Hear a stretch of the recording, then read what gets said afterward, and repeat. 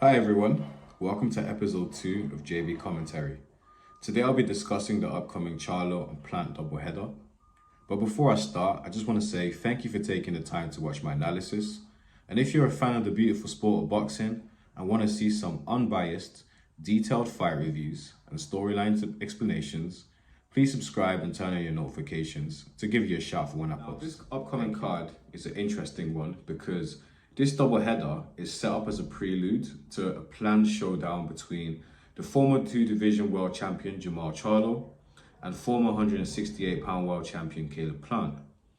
Both contenders have been set up with must-win warm-up fights, and if successful, we can finally be treated to a high-level matchup that's been 2 years in the making. This particular card is very interesting to say the least because our two headliners have a bit of a juicy history with one another. So, just under 2 years ago, Caleb and Jermall had a very physical clash backstage at the weigh-ins of the Spence and Crawford title fight. Let's take a look at what Charlo-Plant had to say on the matter.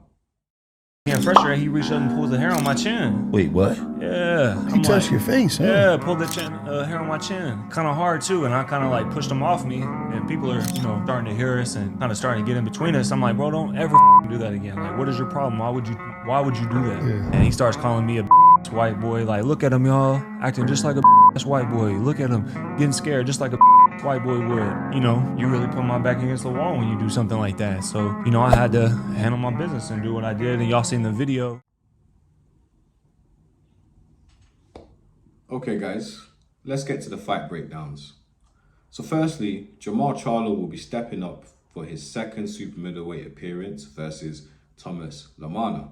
Now, LaManna is coming into this fight with a solid record of 39 wins in 44 fights. This veteran, like Charlo, started his career campaigning at 154 pounds and gradually worked his way up the weight classes. LaManna's two most notable fights come against the tricky southpaw Erislandi Lara, who unfortunately for him knocked him out in the first round with a hard straight left to the dome.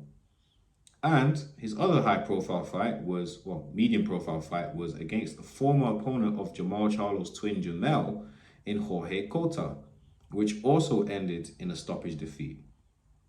Thomas LaManna is a tricky switch hitter with very long arms, good height, he's light on his feet, and he possesses a very awkward rhythm. Thomas is a tough night's work for any up-and-coming prospect because he does present a respectable level of threat and brings a lot of experience. However, any fighter with world championship ambition should deal with him in a dominant fashion. Jermall has proven already that he has the skills and the world championship pedigree to dominate LaManna. He has very similar height, so there's not much of a disadvantage for him.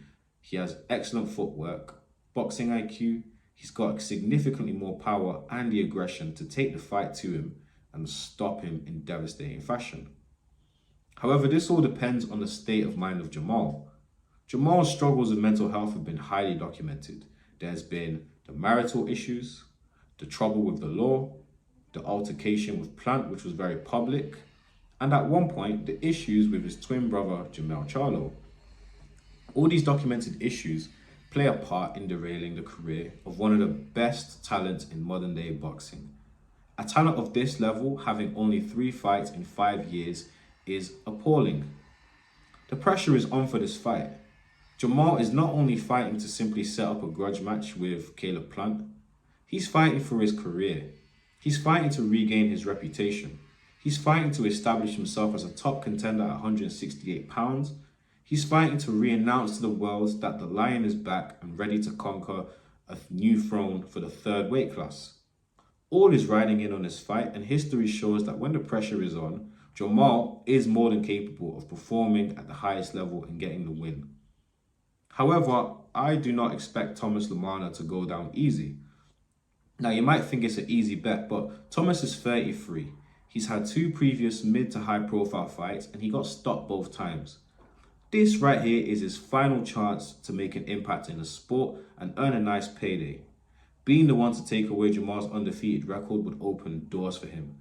It could lead to a high profile rematch where there's lots of money in it for him, a showdown of Charlo-Plant where there's lots of money in it for him again, and world title opportunities down the line with, again, more big paydays to end his career. Everything goes down to money at the end of the day. Right now, Jermall is at his most vulnerable. He's got lots of ring rust, he's adjusting to a new weight class, and his mental health is still questionable. If at any time was a good time to get your hands on Charlo, it's right now. So I expect Thomas LaManna to train his hardest and bring his A game.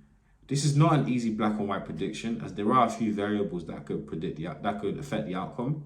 But I predict that the first few rounds will have a cagey feeding out process because of how awkward Thomas is and Jermall's nerves.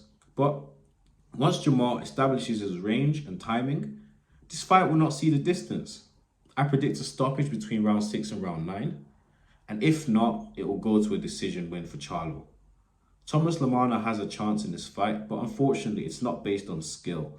It's based on emotion, luck, and a puncher's chance, which is why he's still a huge underdog for me.